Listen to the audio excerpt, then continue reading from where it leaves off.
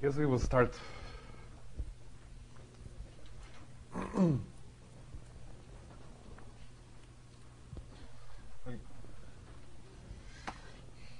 Because I have your homework.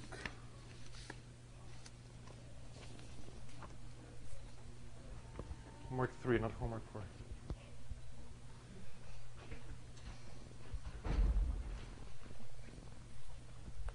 Okay, so I have some announcements, but I'm going to wait a little bit to say them.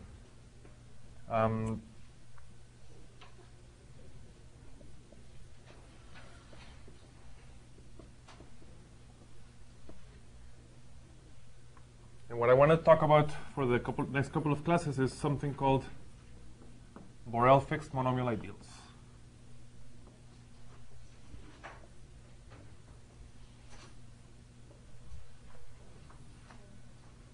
Okay. Now, what is this about? Well, the story is that we already talked a lot about square-free monomial ideals, right?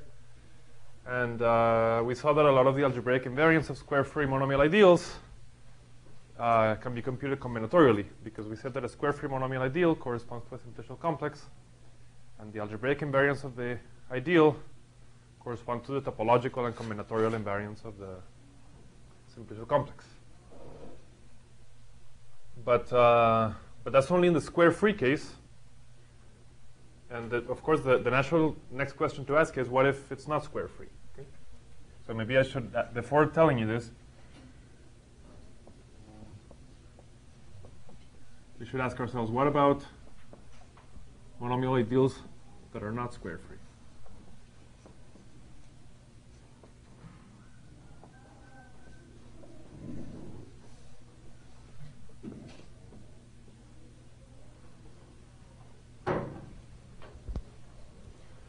And so we're gonna discuss this for a while.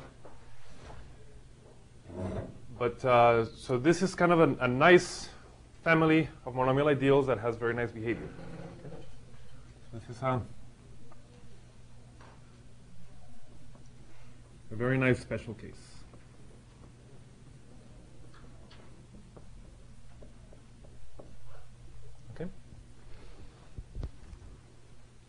And one thing that I should tell you right now is that in this whole section about Borel fixed monomial ideals, I need to assume something, which is that the characteristic of my field is equal to 0.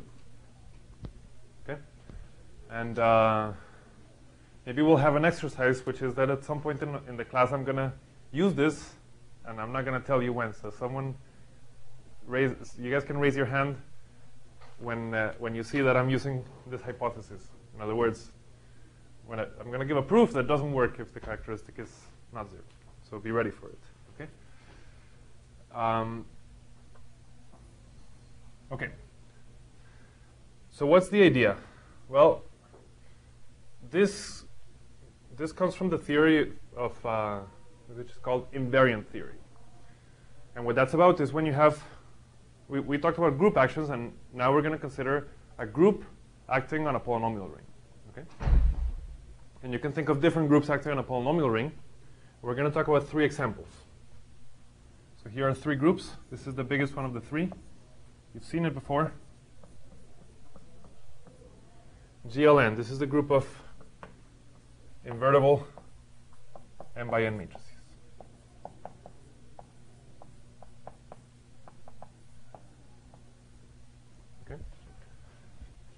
Now, inside there, we have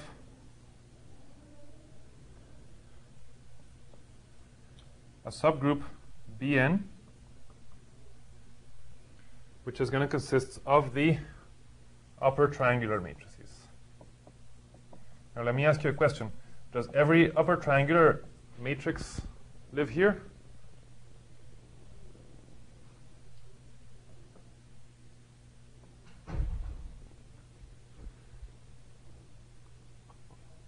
Does almost everyone? So why not?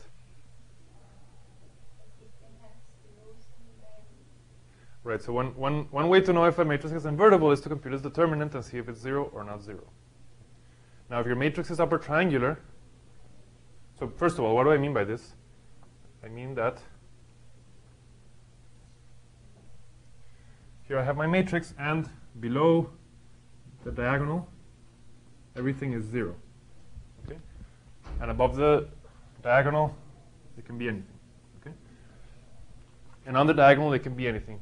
Well, the determinant of this matrix is the product of the elements of the diagonal. And if one of them is 0, then this is not going to be invertible. So what you need is that these guys should not be 0, the diagonal elements.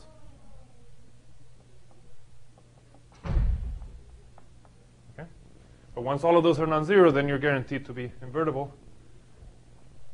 And so these are the upper triangular matrices. Okay? And inside there, we have an even smaller subgroup, which I'm going to call Tn. And this is going to consist of the diagonal matrices. But again, we have the same situation where not every diagonal matrix gets to live in here.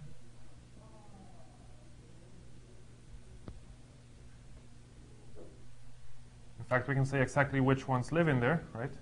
If you're diagonal, that means that here you have zeros, here you have zeros, and on the diagonal you should have no zeros. So this is non-zero. This is non-zero. So these are the three groups that I'm going to consider. And these guys have names. So as you know, this is called the general linear group.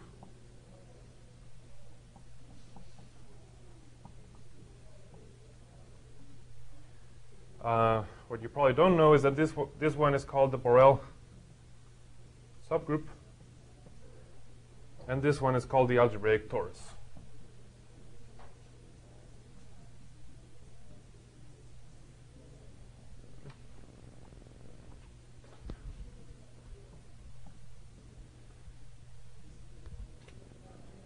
Okay.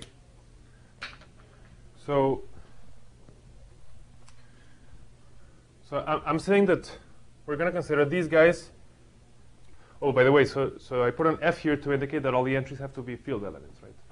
So I have a fixed field that I'm talking about here. Okay. So now I'm saying that I can get each one of these groups to act on the polynomial ring. So let's talk about how that goes. So let's talk about how the biggest one acts. And from now on, I'm going to omit both the F and the N, because it's always going to be the same field and it's always going to be the same N. So let me keep the N. Okay? But the field we'll get rid of. So GLN acts on the polynomials, on the polynomial ring in n variables. What does that mean? What it means is that given an element here and a polynomial here, we should say what happens when this element, which is a matrix, acts on this element, which is a polynomial. So I have a matrix here.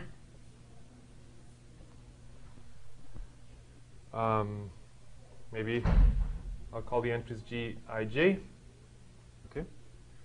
And I need to tell you how this acts on a polynomial, which maybe looks like P of x1 up to xn. Okay.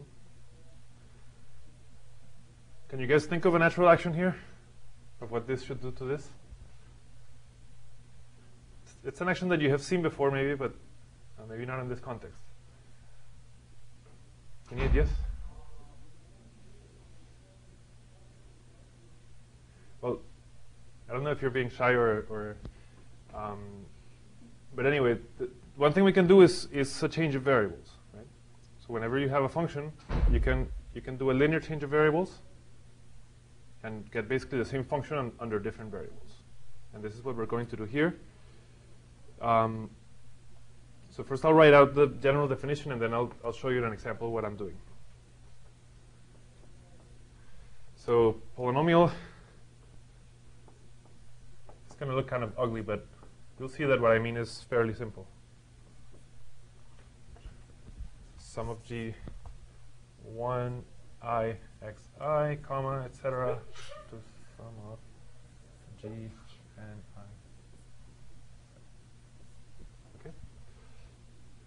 But I think this is clearer if I do an example.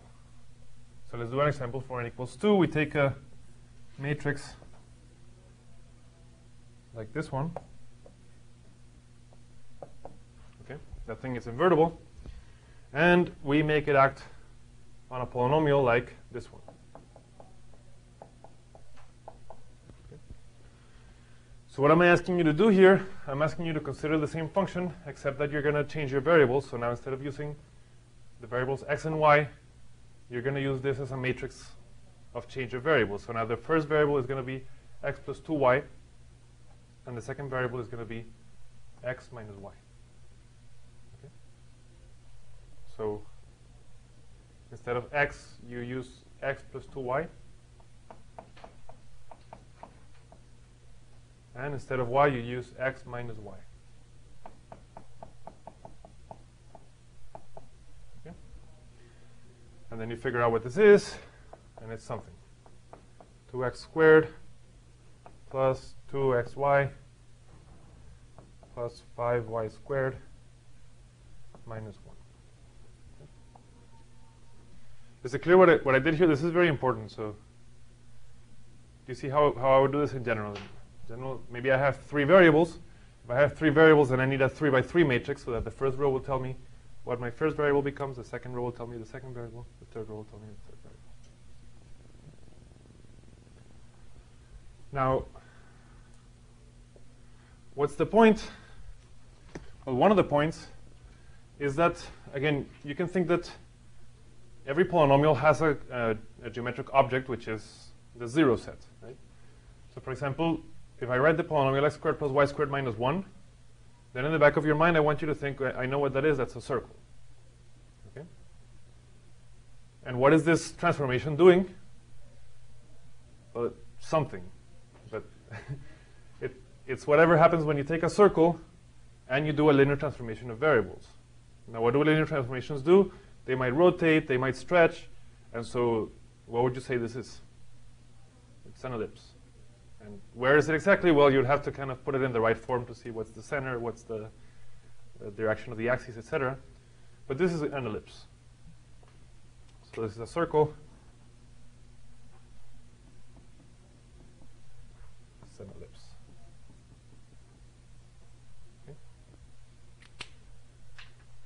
So GLN acts on here by a change of variables. Linear changes of variables.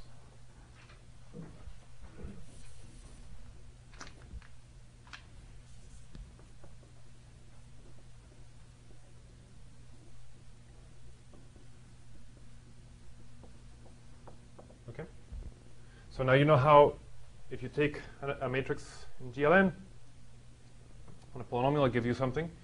And of course, you can use this exact same rule to decide how this group acts on the polynomials, or how this group acts on the polynomials, because you use exactly the same rule.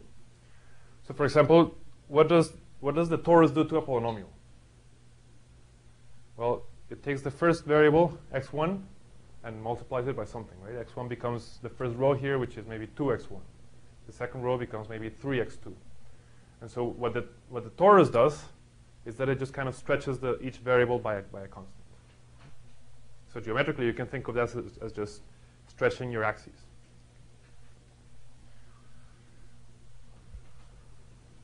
So once we know what GLN does, then we know what the Borel subgroup does and what the torus does.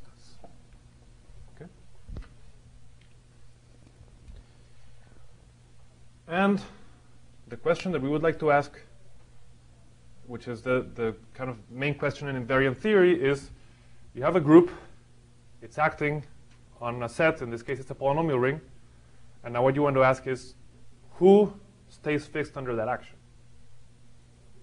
Okay. And so the big question that we want to ask here is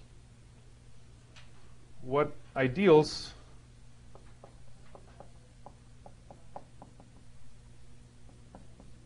are fixed under the action of GLN or of Bn or of Tn. Okay. This is one of the natural questions coming from invariant theory.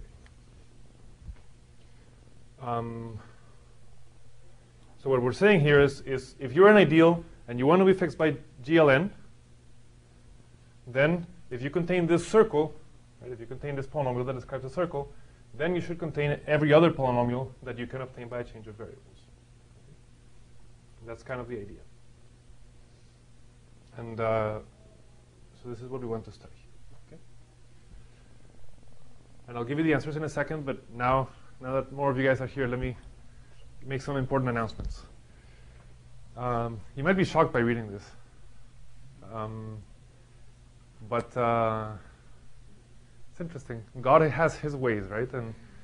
And God decided to move Holy Week this year in a very strange way. So,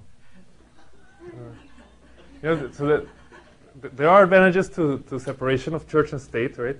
And there are problems. So in Colombia, there is no separation of church and state, which means that spring break equals Holy Week, and everybody has the same spring break, and it's Holy Week, and we don't, right?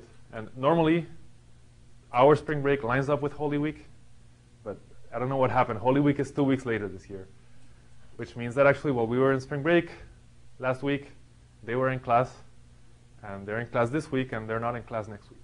Okay? And so the only reasonable way to deal with this, I thought I would. I thought of several solutions, but I think the most reasonable thing to do is just to give you guys more time to work on the project. So that means we're not going to have class when they're on spring break, which is April 3rd, 6th, and 8th.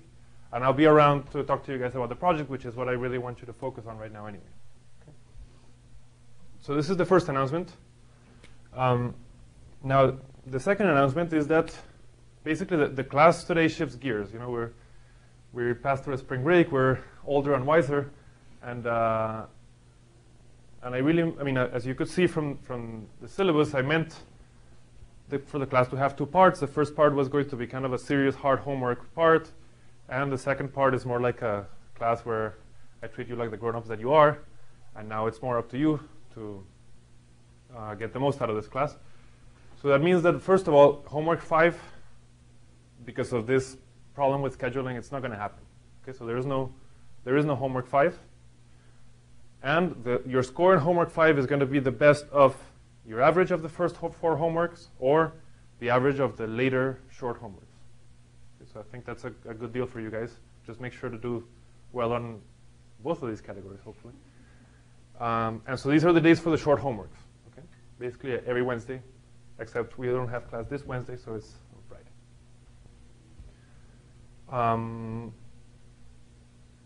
So we'll have those short homeworks, and then you all know that your project proposal is due on the 15th of April.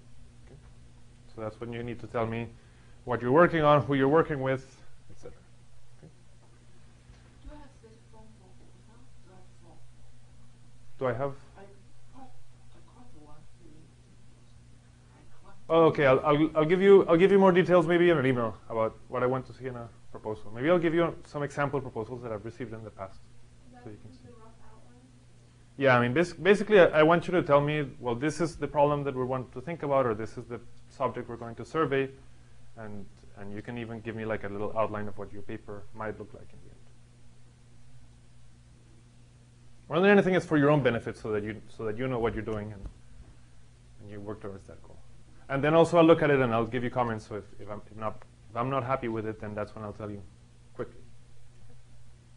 And I'll also tell you I'll give you suggestions on how you might improve it. So. Do you guys have any other administrative questions? Do you have extra office hours when you have no class?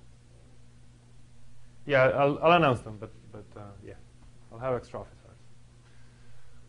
hours. What else? Oh, and the other thing is that also the way that I'm going to lecture is going to change because of that.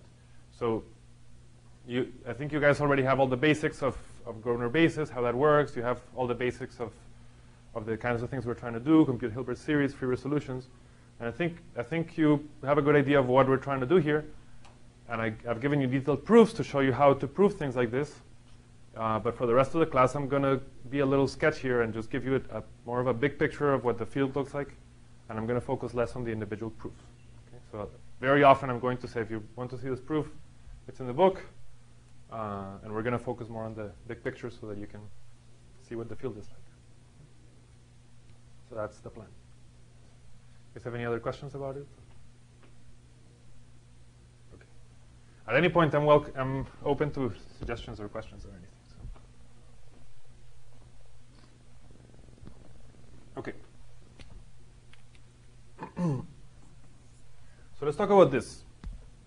What ideals are fixed under the action of these groups? So let's start with the first one. Can you guys think of any ideal that is fixed by the action of the general linear group?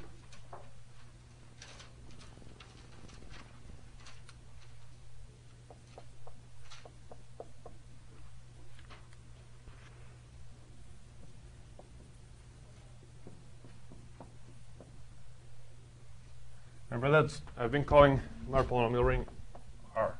Right? So an ideal I of R is fixed under the action of GLN. I don't know. Can you think of any?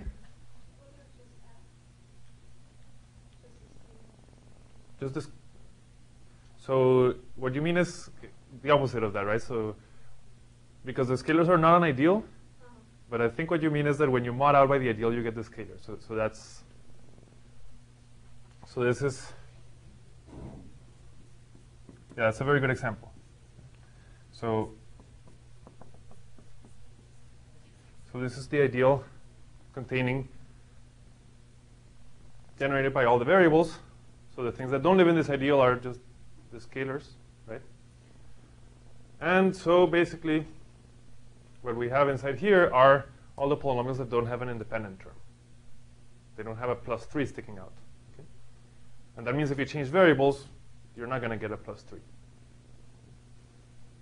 See, here I do have an independent term of -1, and no matter what change of variables I do, I'm not going to be able to get rid of that -1 because all of these things involve variables.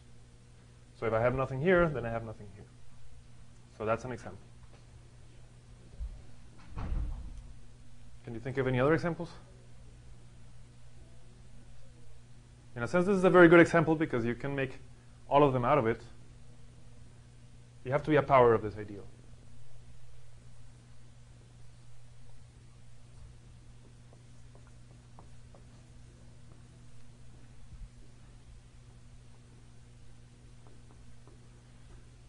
So why is this fixed? Because what does this contain? Well, basically the things that live here are the polynomials that only have terms in degree m and higher.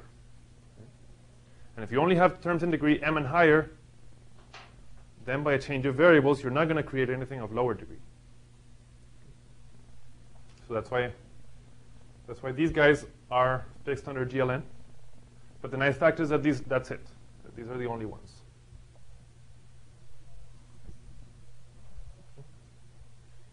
So proof, well, what I just told you is that these guys, it's fairly easy to see that they're fixed under GLN, and this takes some work, which you will happily find in the Miller-Sturmfeld book. A lot of my proofs are going to look like this.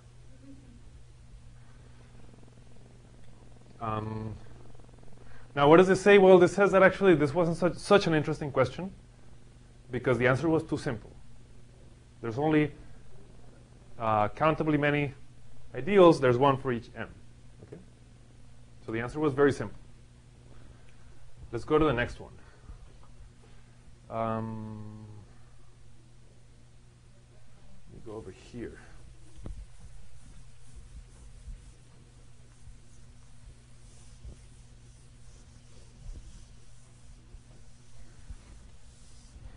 So which ideals? Well, let me go to the other extreme. So let me know if you can think of ideals that are fixed under this action.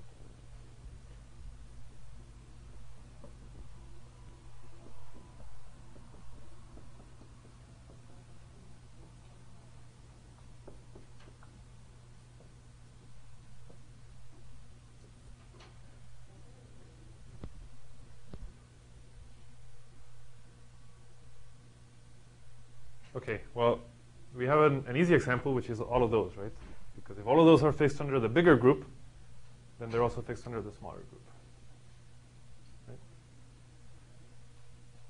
So, can you think of anything else? Monomial ideals. Yeah, that's very good. So, not only are you right that those are fixed under the torus, but it turns out those are the only ones. So that's the complete answer to that question. I is a monomial ideal.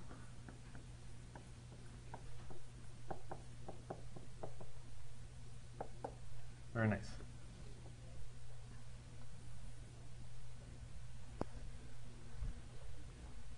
So let me give you, again, one of the proofs, but not the other one. So why is it that if you are a monomial ideal, then you're fixed under the torus action? By the way, there's one thing that I should say about this. What does it mean to be, so let's say, suppose I is monomial. Now, we want to show that the torus acting on the ideal gives you the ideal. And that means that you should prove two inclusions, that the torus acting on the ideal is contained in the ideal, and the torus acting on the ideal contains the ideal.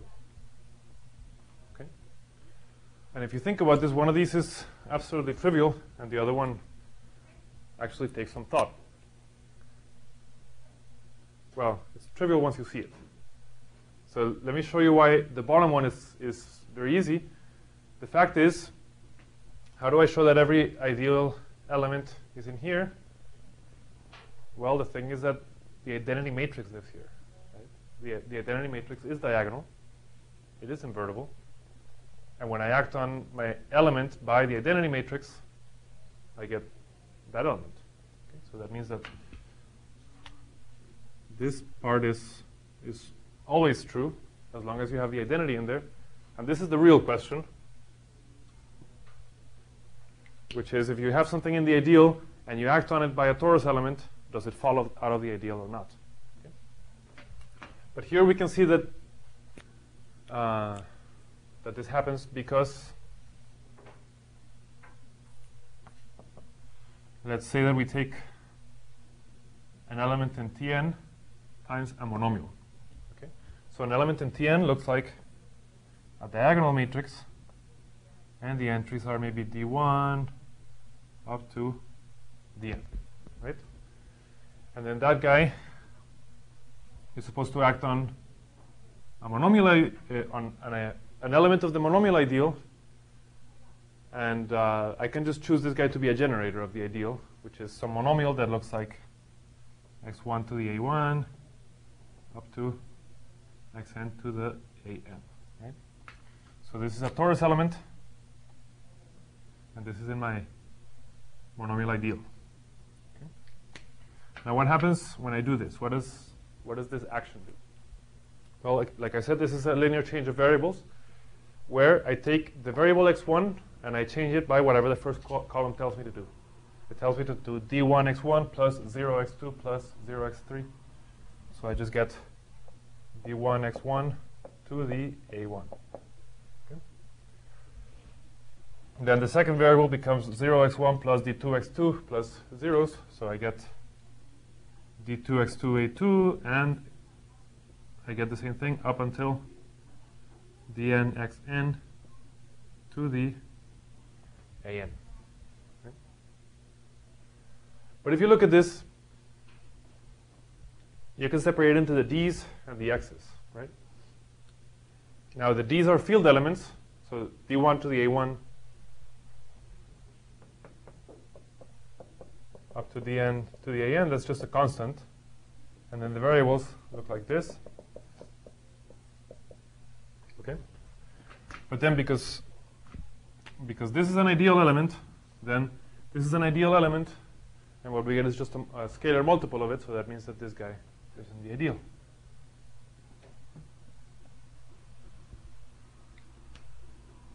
So that shows that monomial ideals are fixed under the torus action. Okay. And like I said, It just takes a little bit more work, and you can see how to do it in the book of Miller and Stonehouse.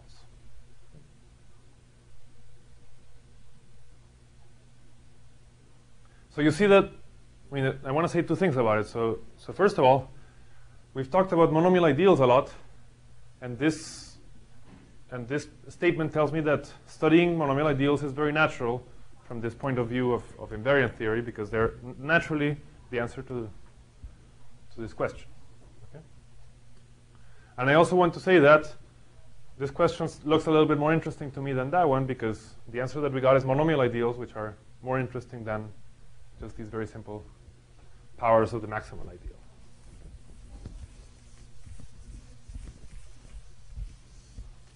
Okay.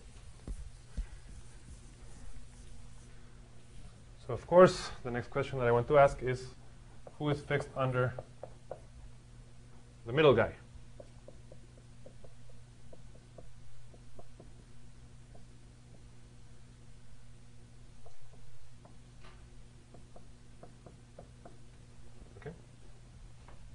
And right away we know two things. First of all, we know that these guys will work because they're invariant by a bigger group. So these guys work here. And we know that whatever works here is going to work here because this group is bigger than this one. In other words, if you're fixed under every upper triangular matrix, then in particular you're fixed under diagonal matrices. Okay? And that must mean that you must be a monomial ideal to be in this category.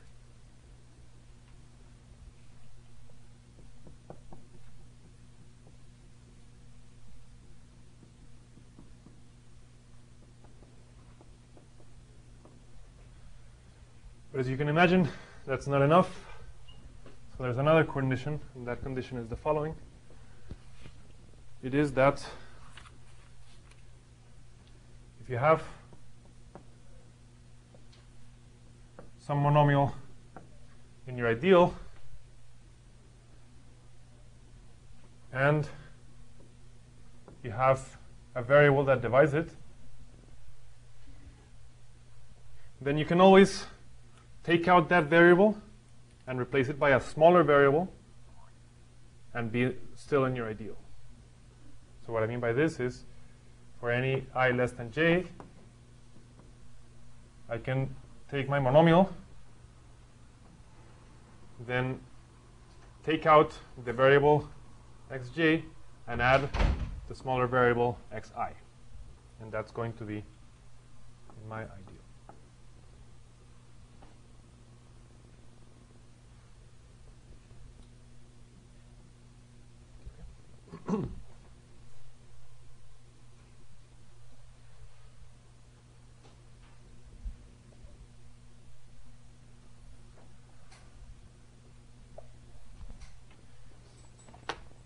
So let me say this in words. You can always switch a bigger variable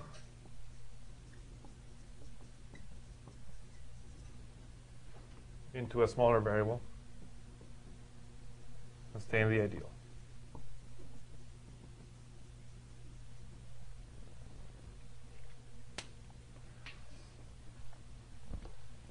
So before I give you an indication of why this is true, maybe we should look at some examples of ideals and see if they satisfy this property. So here's an ideal.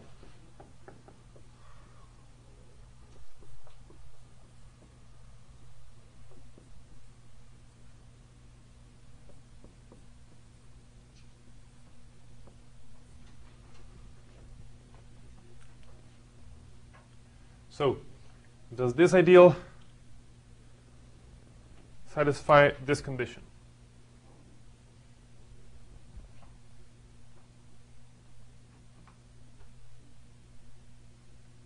The condition being that you can take any bigger variable, replace it by a smaller variable, and you're still in the ideal. No? Yes?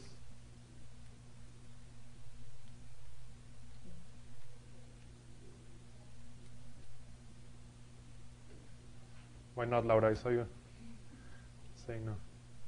For example, we can change x2 to x1 In which one? in the first one. So I take this element of my ideal, and I should be able to change this x2 into an x1 and be still in my ideal.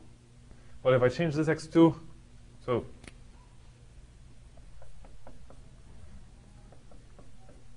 to my condition, I don't know, maybe let's call this condition star. This condition star tells me that if x1, x2 is in my ideal, then x1, x1 should be in my ideal, right? But x1 squared is not in this ideal. So this is not an example. Okay. But maybe I can throw that guy in, x1 squared, and maybe that'll work. So what do you think about this one? Does this one work?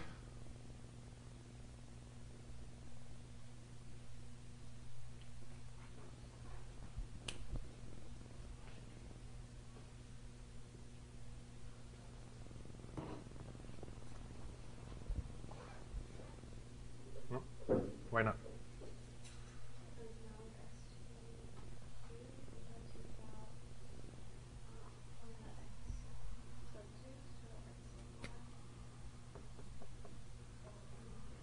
So this condition tells me that if I have x2 cubed, then I should be able to switch one of the x2s into an x1, and that should be in the ideal. Is this in the ideal? It actually is, right? Because it's a multiple of this guy. So this is okay, but I think the spirit of what you're telling me is right. So I can change this example by doing that to x3. So x3 cubed is in here. Then I should be able to switch the x3 into either an x1 or an x2. Let's do maybe x1.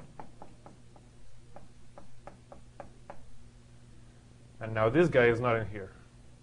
So this guy is not, so this guy doesn't get to live here. But, so let me give you an example that does work, is if I take this one.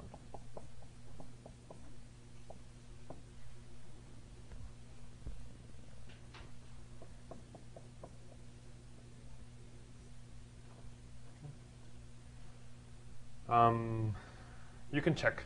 You can check that this, no matter what switches you do here, you're still going to land in the ideal.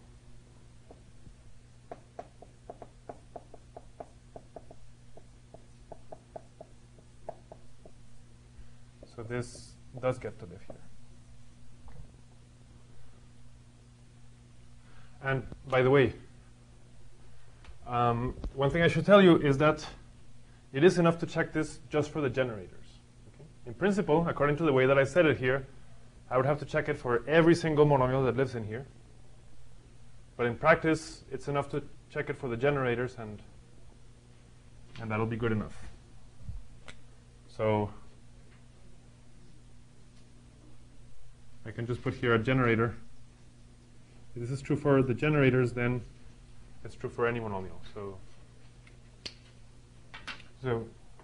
and you should check this. You should check that for every one of these monomials.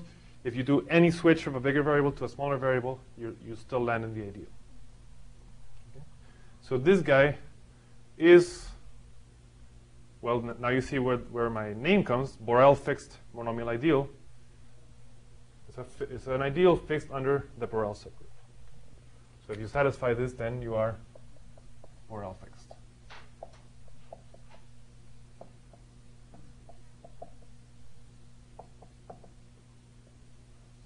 And so this is an example of a Borel fixed monomial ideal. Okay.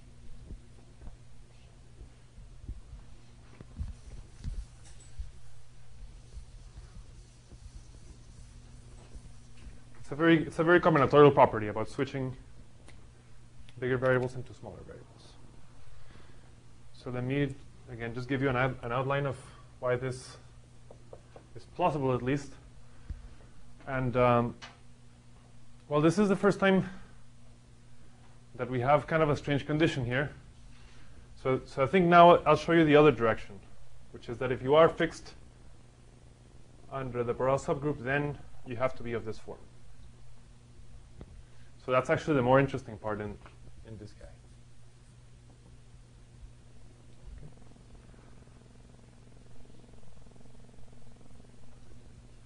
So let's suppose that I is Borel fixed.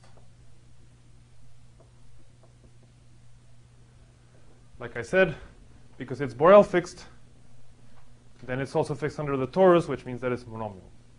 Right? So this means that it's torus fixed, so it's a monomial ideal. And that proves the first statement, and now I should prove the second statement. Okay? So how do I prove the second statement? Let M be any monomial that lives in the ideal. Okay? And let's suppose that xj divides this guy, and let's suppose that xi is less than xj. Sorry, that I is less than j. And now I have to prove that you can switch the variable j into the variable I, and that has to be in the ideal. Well, what I'm going to do is the following. I know that I can act on this guy by any upper triangular matrix, and that will land me in the ideal. Okay? So because this guy is in the ideal, that means that if I act on it by any upper triangular matrix,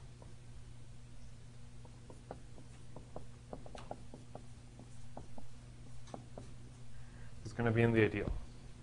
And I'm going to choose that matrix carefully. Do you have any ideas of what I might try? I need to, somehow should involve I and j. It should be upper triangular, so that means that I need to put zeros here everywhere. Can you think of a matrix that's defined in terms of two numbers and it's upper triangular? If some of you are taking linear algebra recently. It's this, I forget what they call it, but it's the elementary row operation matrix. I think that's what it's called, where it's just like the identity matrix. I mean, I have to put non-zero things here, right? And now I'm just going to put a 1 in the ij entry. And a 0 everywhere else. And because I is less than j, that means that this is going to be upper triangular. Right? So this is looking good so far. So everything is 0 except for the diagonal and the ij entry. So this is this. And everything else is 0, 0, 0, 0. Like this. Okay. What is this? Well, if you look at this, this doesn't affect any of the variables except for the variable xi. Right? So when this guy acts on this polynomial, then you're not going to see a change in x1 or in x2, but you are going to see a change in xi. Now instead of xi, you have something like xi plus xj, right? And then xi plus 1, you see no change. Xj, you see no change. So the only thing that happened is that the xi became xi plus xj. Okay.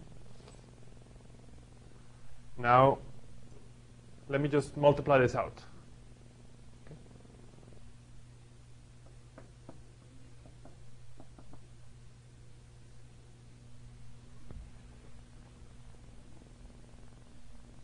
Okay. So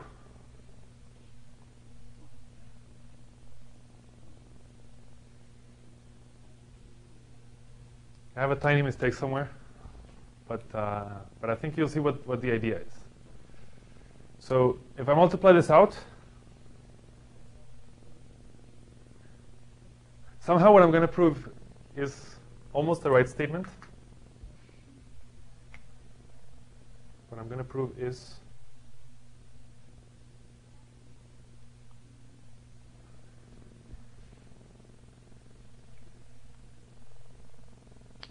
okay, let me tell you what the right statement is. The problem is that I defined the change of basis to act on the rows, and that was my mistake. I actually meant it to act on the columns.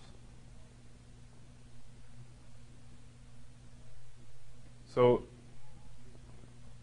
you see, what's going to happen is that it's the columns that tell you what the variables are. So x1 becomes x1, x2 becomes x2, x3 becomes x3, and it's the jth variable that's going to become xi plus xj.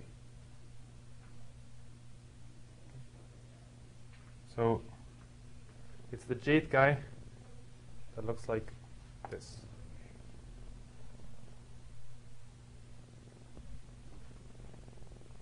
Okay. So, okay, and now my proof is going to work. Let me multiply this out. Now, this looks like, by the binomial theorem, this looks like xj to the aj plus aj choose 1, xj to the aj minus 1 xi, and then a bunch of other things. Right? And then everything else stays alone.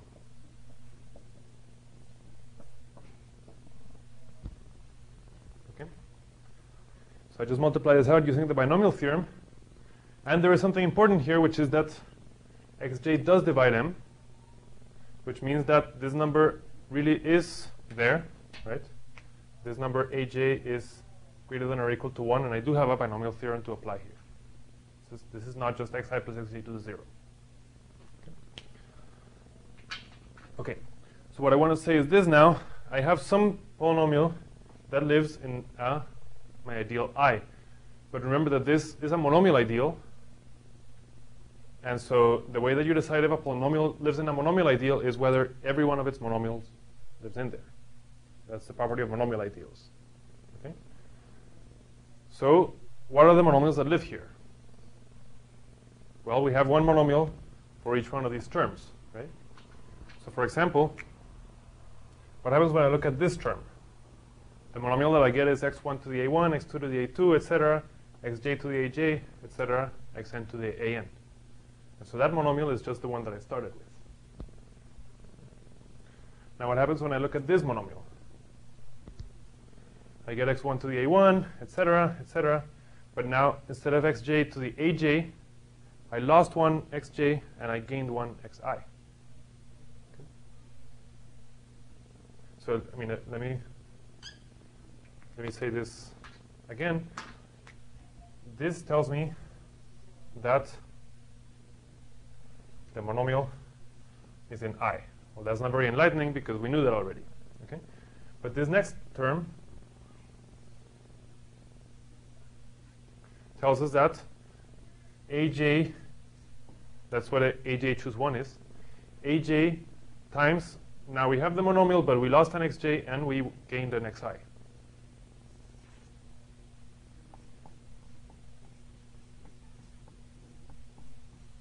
So we get this. And I could continue, but it looks like I don't want to continue, right? Because this is exactly the kind of expression that I wanted. I wanted to show that mxi over xj is in I, and I showed it, right? Because I just have a constant here.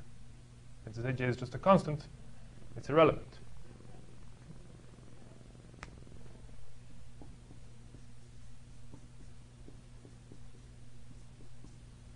So that's why my condition is satisfied. So that's why if you are Borel fixed, then you have to have this property of being able to switch variables. You guys have any questions about this, comments about this? Well, I have one comment about this, which is that this is the point where I use characteristic 0. Yeah? Why? Because This is a constant, aj. Where did I get this aj? It's some number greater than or equal to 1. And so to get from here to here, I said, well, if something is in the ideal, I can divide by it, like the constant, and stay in the ideal. But what if this is a field like the field of p elements, and this just happens to be the number p? Then here I'm multiplying by 0, and I cannot divide by 0 and get here. So this, in this step, is where I'm using the characteristic.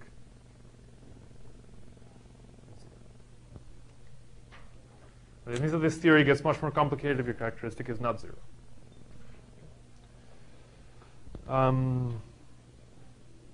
Okay, so these are the objects we're going to study, Borel fixed monomial ideals. Hopefully this justifies to you that they occur very naturally under this point of view of invariant theory.